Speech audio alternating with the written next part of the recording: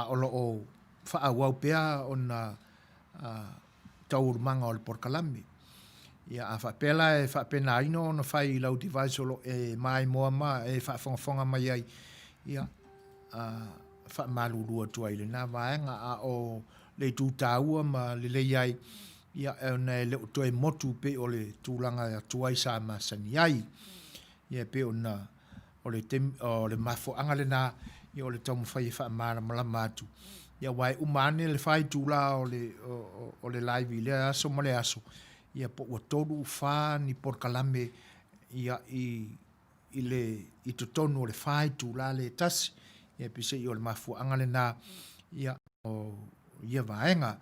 ai o le mesile a o le avatu o se whaamahara manga i na ne i nofo pongi sa i ai loutou pa ia ma loutou mamalu. Ia okei a leta whaaftai o le mesile o le nai maa watu ia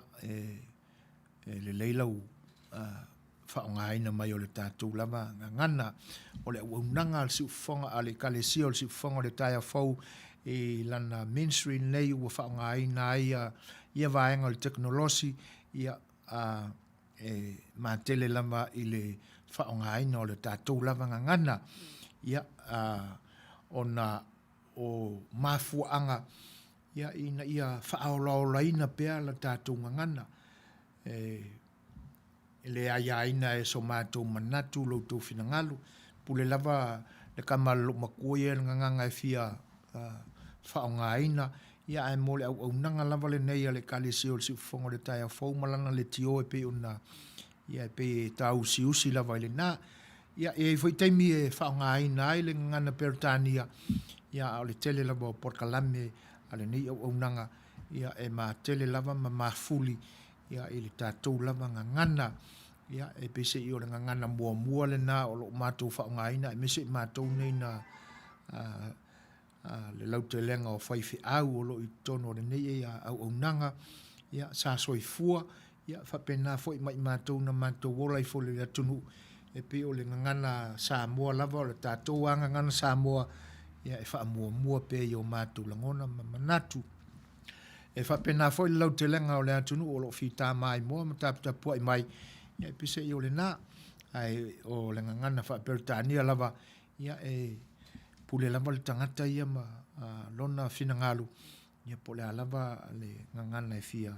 whaongaina ai pe o le tali atu le na a leta e tu sai o le whaafsili mai le fo i laua a mailo finangalu ia e lea whaina o le mesili lava ia o le whaamalamalama ma tātou nofo malamalama i tūlanga whapena